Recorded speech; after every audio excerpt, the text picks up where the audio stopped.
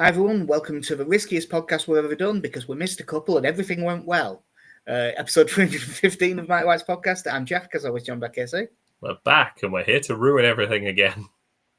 Yeah, we won't bore you with the details. It's just been a busy couple of weeks. How's things, mate? Yeah, not bad. It's Leeds are back playing well. Then we're gonna win the league. Right.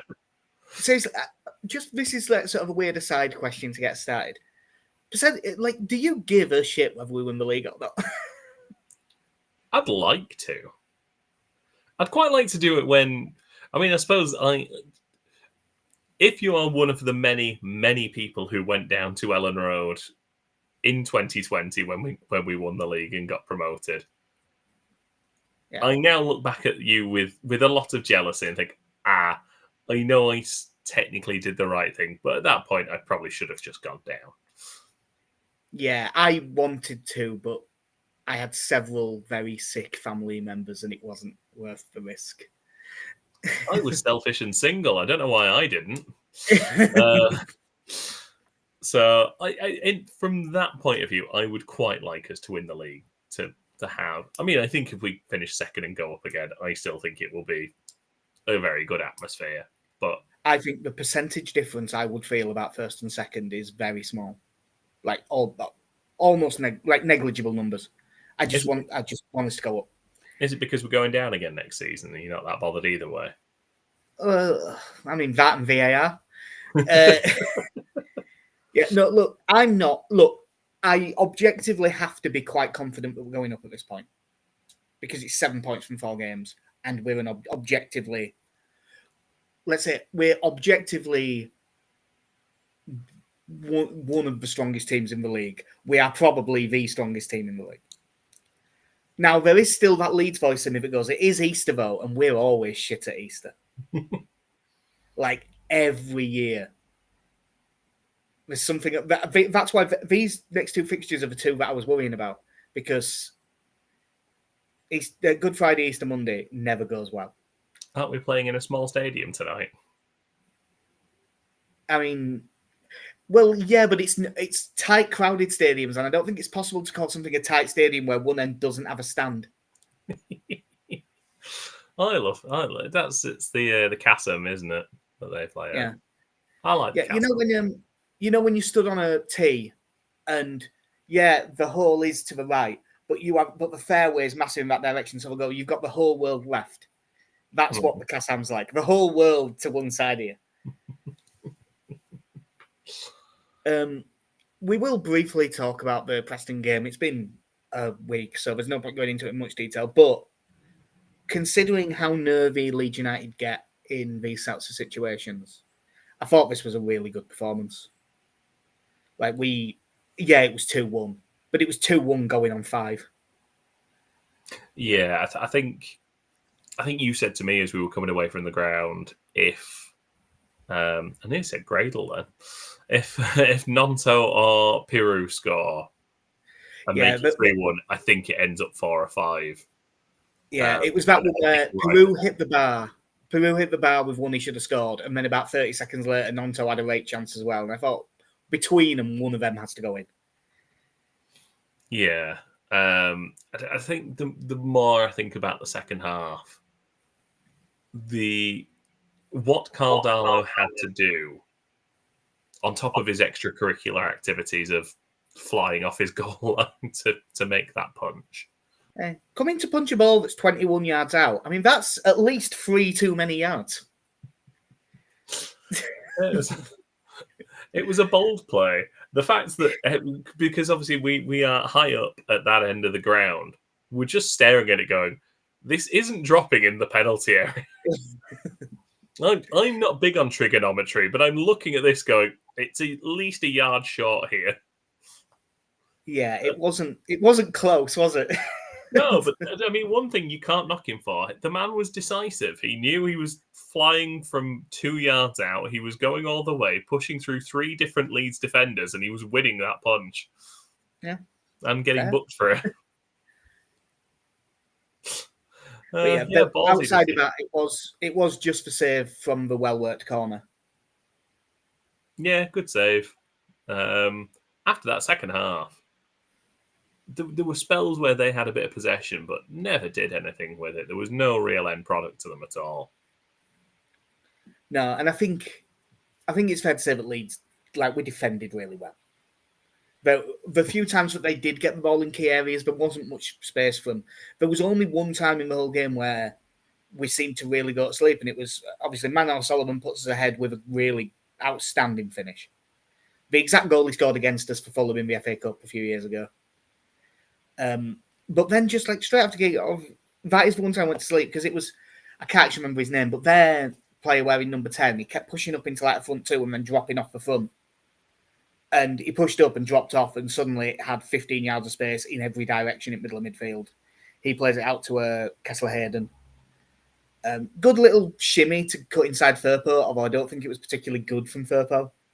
Like I couldn't call it was quite well defending, but really good finish on his left foot.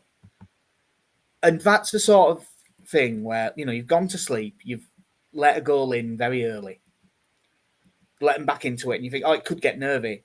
And what, 8-9 minutes for us to get back in front? And that's the difference. If that had lasted for ages and ages, you could have seen it getting really nervy. But with this one, like, we just kept going. Manuel Solomon gets on the left, beats his man, puts in a great cross with his left foot to add to the Manuel Solomon is left-footed conspiracy theory that I've been peddling all season. Great cross. Jayden Bogle arrives in the 6-yard box like a proper centre-forwards run. He's getting him there, beat ahead of his man. Good finish. And Solomon was probably second with his goal and his assist early on, but I thought Jayden Bogle was man of the match by a distance in this. I think it's one of the best performances any of our players have had all season. Yeah, I think if you go back to Daniel Fark and his talk about duels, I think Jayden Bogle won nigh on every one of his duels, and every 50-50 ball he seemed to come away with it somehow. Yeah. And then obviously just had the energy to just keep ploughing up the right hand side and just kept us going forwards. Yeah, like you said, I just thought it was an all-round fantastic performance from him. Defensively, he was really on it, and he just brought so much energy to the team. Yeah, and like it's not just that he didn't give the ball away with his passing. His passing was really incisive and cut us through. I just thought it was unbelievable. I said we could have had more. We said Peru hit the bar with one that he really should have scored, and he had like 6 other shots, all off target, mostly not foul off target. It was just one of those days where, like, I do want to talk a little bit about Peru's performance because it's weird when you've come away and someone whose main job in the team is that he's his best finisher and he's missed a load of chances, and you do get pissed off with that. But I do think it was his best game for quite a while. Like, in terms of just getting the ball into feet, he held it up well, he laid other people in, even his pressing seemed to do better, he won a couple of tackles. I thought it was really good, with the exception of the thing he's best at. Yeah, it was the slightly harsh thing that after that miss, that we just started singing for Patrick Bamford at that point. I almost never tweet in the ground, but I did tweet out. The Ellen Road fans have been a little bit harsh here by singing Patrick Bamford out just after Peru missed a chance. But to be fair to Parker, which sort of striker do we need on the field when we are not quite taking our chances? I know. Let's bring on a streaky striker. And that's not a knock on Bamford. I'm a huge Patrick Bamford fan, but there is something really funny about us and our fickle nature with Patrick Bamford of just, God, I wish we had a goal scorer. Peru's not scoring. Patrick Bamford. Yeah. Although one thing that was good, because we were saying it in the ground going, he's having a really good game. He's just not finishing well. And we saw Bamford get up and Ellen Road really cheered and was really happy about it. But I was glad that he came on for Aronson instead. I thought that was the right move.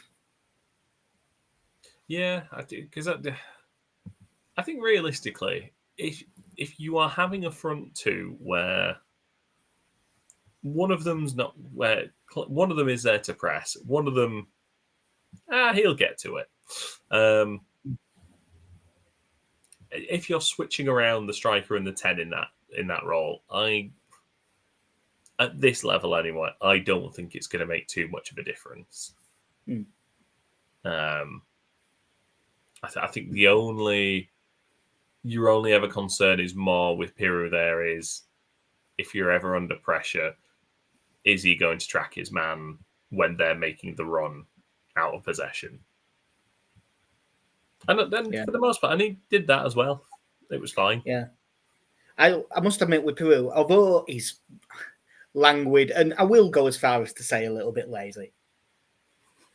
The problem if he is playing deeper, if Preston had been playing better and he really would have been having to track runners, I don't think it'd have been a lack of effort to track the runner. It's just that he's just not very fast.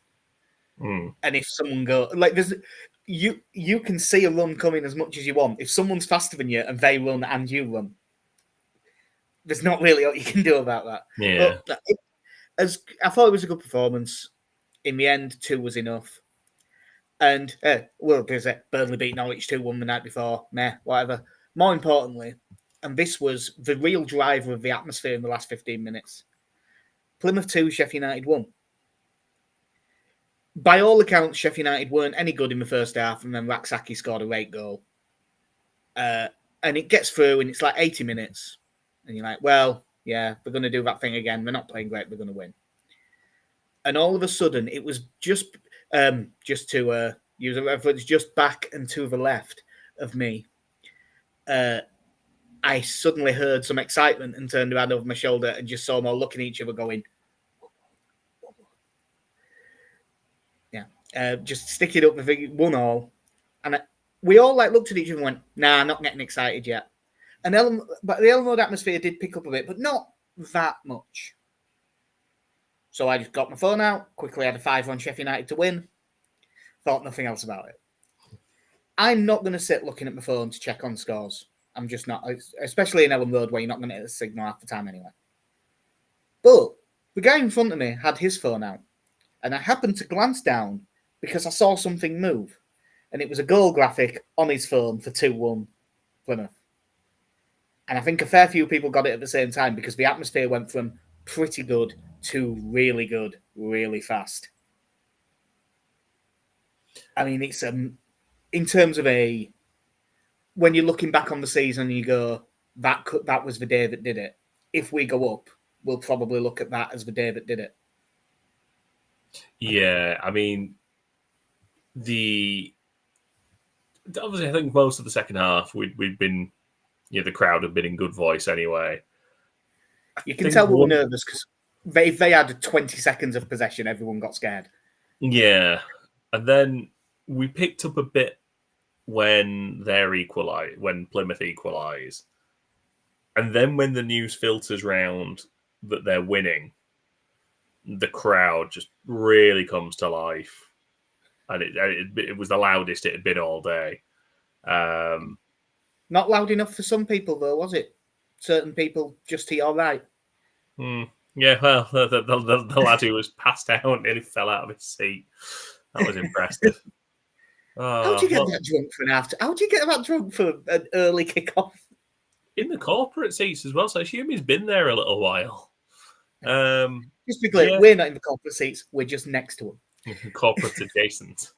And then Darlow catches a cross. Yeah. And that was a raw. Yeah, to be honest, that was one thing he did well because he did it he claimed a couple of corners really well in the first half, where he was under quite a lot of pressure. He caught them so confidently and just caught them and held them. It was really nice to see. Yeah, but no, absolutely massive result them getting beat, and I mean 3 defeats in a row for Sheffield United. Obviously, I know their performances haven't been great. And all the data said they were getting a bit lucky. But I don't think anyone saw this coming. Could have seen them dropping points, but three defeats in a row is massive. And Chris Wilder is obviously struggling to cope with that a little bit, seeing as he lost his head a little bit after full time. Darko JB was having a great time. Yeah. Was it him and was it Bundu, the other one? I think so, But yeah. all Leeds fans just saw, oh, it's JB as well. Get in. Yeah, it very much smacks of the pressure's getting to you. Yeah, three defeats in a row against teams you should be beating, or certainly two of the teams you should be beating. And then what was it? It was Oxford, Millwall, Oxford away, Millwall at home, Plymouth away. Yeah, so arguably, you would probably say they would have. You'd be going into that run again of going probably minimum 7 that you'd expect from that, given how they've been all season. And yeah, then Wilder couldn't even wait because I think what you'd want really is, if that's going to happen, get in the tunnel, kick off all you like. Then no one ever sees what happens in the tunnel. But no, he just couldn't help himself, and and we all laughed. Yeah, so we better win today. Yeah. No, that it was great to see. So it leaves us and Burnley on 88, Sheffield United on 83. Which basically means we need 7 points from 4 games. Because then Sheffield United can only tie that, and our goal difference is 29 better. So it's even the most pessimistic fan in the world, which I might be, can't see that the goal difference mattering. So yeah, 7 points, and that's if Sheffield United beat Burnley. Tell you what, if Stoke get a point today, I'll say, is it Stoke they're playing tonight? No, that's who we play on Monday. I think. Yeah, they're Watford v Burnley's at 3:00, and then Sheffield United v Cardiff at 5:30. Oh, Cardiff. If Cardiff can get a point, they need it even more than Stoke. They really do. They are currently they've dropped to 23rd as it stands because Luton are 1-0 up at Derby. Luton are finally making that run at the end of the season. Yeah, so it's really tight down there. So yeah, hopefully Cardiff can do us a favour later. But looking at it and seeing 7 points from 4 games, I'm always going to be nervous because it's us and we know what we're capable of doing. But it is one of them where the fans of the other 23 teams in the league will be sat there going, yeah, they'll do that, no problem. Just don't lose the first one. Because 7 points from 3 games all of a sudden. Yeah, so suddenly that's quite tight. And it's so weird. I mean, this actually slightly more than normal here live. But it's 2:15 on Good Friday. So in a couple of, it a lot depends on if Cardiff gets something, because then it drops the number even more. But I am just, due to pessimism, assuming Sheffield United are going to get 4 wins out of 4. Yeah. And just, we'll go from there. I loved it that weekend, but I'm just nervous again now about tonight. Do you reckon there's any chance Watford get something against Burnley? Watford are at home. They are 11th, but they are also 7 points off the playoffs. So that while they technically can get in them, they can't really. 1-1 draw. That'd be nice. Low scoring. Yeah. More importantly, Sheffield United v Cardiff. With Sheffield United being at home, I think they'll have had a right rocket all week. I think Sheffield United actually win quite well today. Yeah. I don't think they'll nick it. I think it'll be 3 or 4. The only thing is, at this point, if you're Cardiff, is that with 4 games left, you can't write off games, and you can't write off any games at this point. No, they're 1 point from safety, but everyone seems to be starting to pick up points down there. So, if they would probably think that they need 6 points minimum from their last 4, get to 48. If a point from this game would be very big for them. Mm. So whether it's a case of can you go there and weather the storm and just back to the wall, get a 0-0, I don't know, but I look at the team, and like you say, Sheffield United should win this comfortably. Yeah. But again, if you get 20, 30 minutes into this and you've not scored, it's going to get nervy there. Given the last few results. Yeah. So Perry NG 1-0. There you go. Have that. Yeah. I still want to call Perry Ang because there might be a Giant song called Anna Ang, and Ang is spelt like that. Yeah. So yeah, we're away at Oxford United tonight. We're beaten 4-0 at Ellen Road, if I remember rightly. But Oxford are in pretty good nick. They've won 3 of the last 5, which has got them up to 17th place, 5 points above the relegation zone. Good work from Gary Rowett, to be fair to him. I thought sacking Des Buckingham was very harsh, but can't particularly argue with results. The thing is that all 3 of those wins are 1-0. At home to Watford, at home to Sheffield United, cheers lads, and away at Sheff Wednesday. I mean, we can see what it's going to be. It is going to be backs to the wall, quite dogged football, bodies on the line, defending. They've all been in a 4-2-3-1. It's what they've played the majority of time under Rowett. They have occasionally played a 3, but it looks very unlikely. And they have got one weapon that scares me, and it's Will Vokes has the best long throw in the league. And look, it's just what Leeds fans. And Matt Phillips is a big lad. Matt Phillips is injured.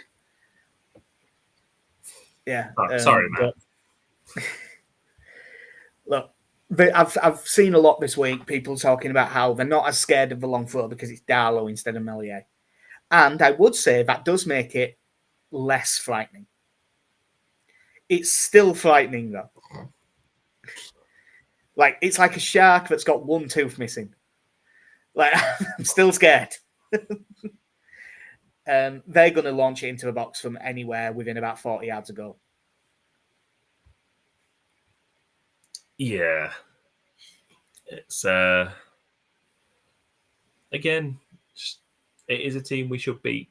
Just start well. Score first. Yeah, score first, score early. Score first and we'll probably be fine. Yeah.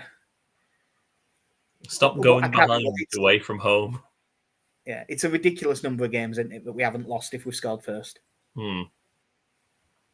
Yeah, and like you say, just these last couple of away games where again, like you say, we played in these tight stadiums and you go 1-0 down, you just think, for God's sake, lads. But yeah, again, you look at the squad. There's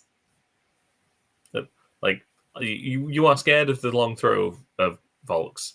I'm not scared of the player Volks generally. He's a solid enough centre mid. Yeah. Yeah, he'll be in midfield with Cameron Brannigan, Cameron Brannigan's a pretty good player. But it looked like he was going to be even better than this when he were young, because he was one of the Liverpool ones, wasn't he? He was quite highly rated, but he's been there for ages now. Yeah, it's 271 league games, 46 goals from midfield. Yeah. He is a proper Oxford stalwart at this point. Good player, but it'll be him and Vokes in midfield. Back four doesn't look out major. That Ter Avest has been there right back, but he's injured, so it's probably Sam Long, who I believe scored the winner against Sheff Wednesday from a long throw. Nelson and Michael Hellick at centre back. And Kieran Brown has been their best left back, but he's injured, so it'll be Greg Lee or Joe Bennett. Joe Bennett, I'm assuming, is the one that was at Cardiff for ages. There's nothing there that really stands out. And up front, Tom Bradshaw, who's still got that Millwall stink on him, so he worries me a bit more. Or Mark Harris. Again, nothing. The 3 behind the striker.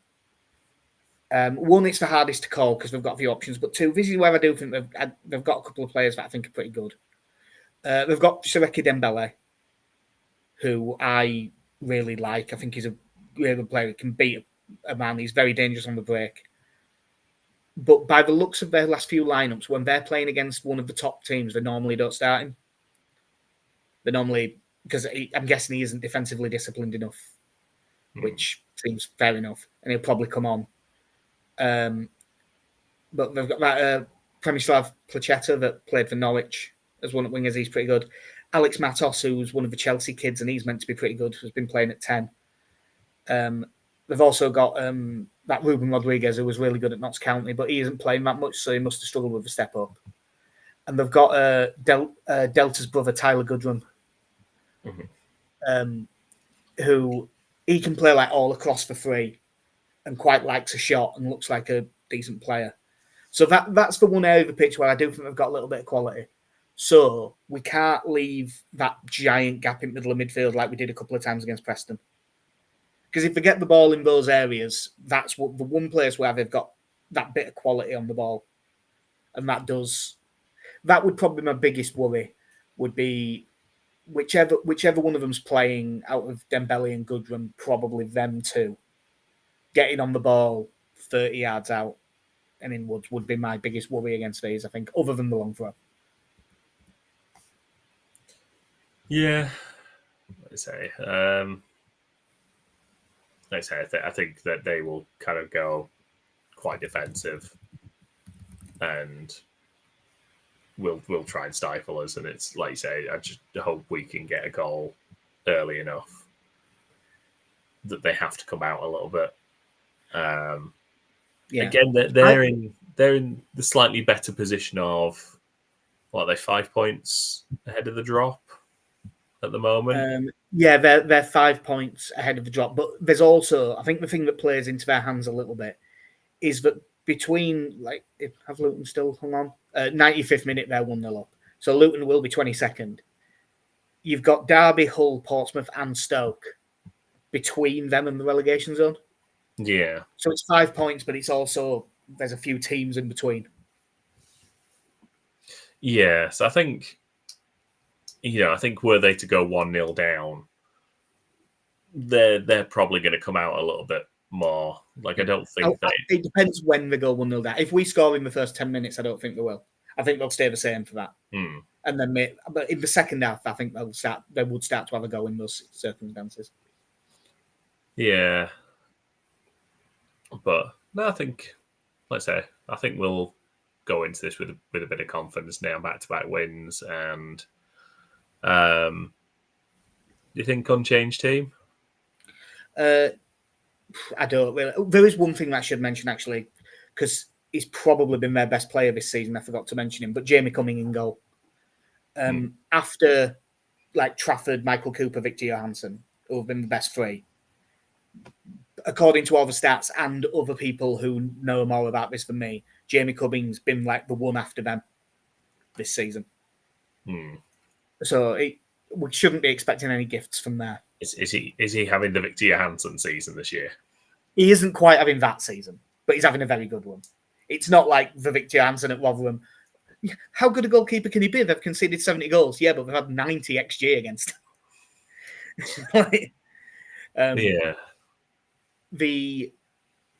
From the press conference, he said Dan James might be fit, but other than that, there was no changes. And I can't see him risking Dan James. He might stick him on the bench if he's been okay. So, yeah, I think it'll be the exact same 11. Yeah, and to be fair, we don't really have a lot of flexibility in as much as you're not going to change any of the centre-backs because it's, Willovogi or DeBayo. Bogle and Firpo will play. You don't have any other centre mids. No. So it's going to be if a centre mid getting injured is the only thing that changes our defence. Yeah. Because if a midfielder gets injured, it'll be Ampadu into midfield and Verba probably at left centre back. Oh, yeah, Verba. Rasmus Christensen's officially gone. Don't care. Fine, fuck off. Oh, is he? Should have probably mentioned that in the news. No, I've missed that one. Yeah, all in, it sounds like we might get up to about 9 million. I'm guessing it's 5 or 6 up front. And he's been under contract long enough that that's probably a profit for PSR. Yeah. I didn't even put it in the notes because I care so little. Yeah. I mean, now that I look back on it, I can smile that he was punched in the face by Jose Sarr. Yeah. I'm okay with it now. I was livid at the time that it wasn't a penalty, but I can look back now and think, good. Well and done. it was still the second worst him going down in the game after when he got bullied by Pedro Neto 6 minutes into his debut. Oh, dear. But yeah, I can't see there being any changes. Like, if Dan James was fit and he threw him in, the only argument would it be just for Nonto on the right, or would it be for Aronson and Nonto plus 10? I think it'd be a straight swap. Yeah. I thought But Nonto. I don't think Nonto I thought was fine against Preston, but without pulling up any trees. But I think his style is to drift inside a lot more. So it's not his ideal role. It's so weird because in attack, theoretically, Nonto and Bogle should dovetail better than Bogle and James. Because Nonto goes inside and Bogle goes outside, and that plays more to their strengths. But Bogle's been so good at going inside that he's ended up getting the best out of Bogle and James anyway. I'd be amazed if he took a chance on him for this one. It wouldn't shock me if he starts him against Stoke on Monday. We don't think there'll be any changes. Would you make any if it was up to you? I'm still assuming. I said to you, I think my usage of Patrick Bamford at this point is the Pablo Hernandez role in the promotion season is give him a half, give him half an hour, whatever. Just use him as needed. But no, I can't see Bamford starting because I don't think he's up to 90 minutes, and I don't.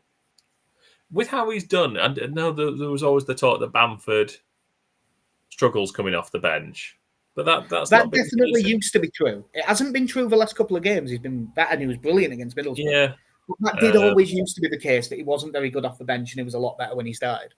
Yeah, and so I'm just assuming that depending on what the game is like, it will most likely be Bamford on for Aronson. Yeah, I would be very interested to see us start Bamford and play Peru at 10. I don't think it's for a second it's going to happen. I think it'd be interesting.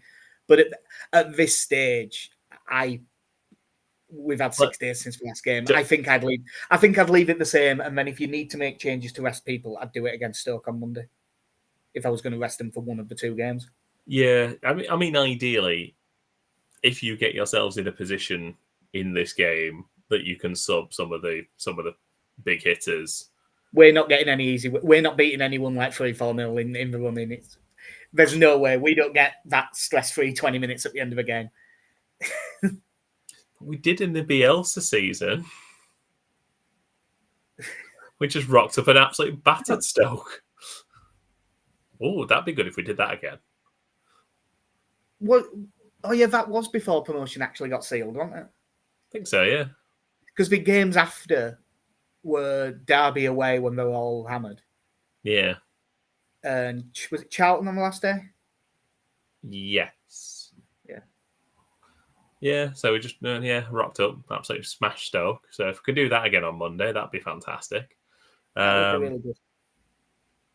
But yeah, like if we could get a position where you just go, I was going to say sub Solomon, but he gets subbed on 70 minutes anyway at this point, so that's fine for him. I mean, you say 70 minutes, sorry, and I understand why, given everything. But what was it? 2 subs in the 80th minute against Preston. Yeah. Yeah, 2 in the 8th, and then Byron for Solomon was the 95th. So I don't think you could class that one. Okay. He was probably chuntering to himself as he went off for that one as well. But yeah, it'd be nice if we could just comfortably win. Yeah, just win and win well. It would make us feel a lot better, but I think it'll be very stressful. Luton have beat Derby, by the way. Big result. So Yeah, that really tightens that up. They're now only behind Derby on goal difference. Are you going to watch any of the Burnley game in half an hour? No, I'm going for a burger. Yeah, I don't really have anything planned, but I'm going to do something. I don't need that in my life. No, I may watch. To be honest, I'm going to try and not watch the Sheffield United game either. Because I don't think if I watch their games and then go to the pub and watch the Leeds game, by the end of that day, I'm going to be so highly strung that I'm never going to sleep in a million years if I do that. So, yeah. Lastly, well, predictions wise, obviously, we haven't done an update in a while. We both got 1-1 v Luton right. So that got us both some points. And then everyone except me had a win against Preston. Everyone except both. Oh no, Alex had us losing to Middlesbrough. We both had a draw. Connie and Benny had wins. So Connie's at 86. I'm 78. You and Benny are 72, and Alex is 68 points. So we've tightened it up a little bit towards Connie, but he's just assuming glory all the time. I mean, you know, when you're top of the league, it's probably going to go well. I haven't heard back from Connie yet, as I'd expect, with it being Good Friday. I dare say he's out with the family. But Alex has gone 2-1 win. Benny has gone 3-0 win. What have you got? I've also got 3-0 win. Right. Do I just stick with pessimism? So stupidly confident about this.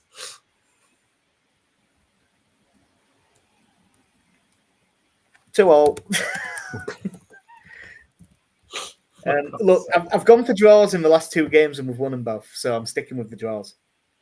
Yes, I did also go for draw against Luton, and it was true. But as we know, that was a really good point on the road. Yeah, it's so proved. Daniel Farker was right, and we were all wrong. That was an excellent point on the road. Fair enough, Mr. Farker, you were right. Yeah, I will get something back off Connie before kick-off. I always do. I will actually just check for a message. Not yet. But yeah, he will probably go 2-0 Leeds, I reckon. But I'll find out later. So yeah, hopefully I'm not even that bothered if Burnley drop points. Hopefully they do, but hopefully Sheffield United screw up and we win, and we can come back here because we're just playing again Monday. We should probably try and get one in tomorrow or Sunday. Yeah, Sunday. Yeah, I'm working through the day Saturday, but I'm off Sunday. So I am off Sunday. So yeah, we should be able to find an hour at least. Yeah. Cool. So yeah, that will do us for episode 315 at Mighty White's podcast. I'm a bit nervous. KC's weirdly confident, and I don't like it. We'll see how confident you are at 10-8 when we sat in the pub. I'm shaking. Cool. Yeah, that'll do us. I've been Jack. See ya. Casey, have a good one.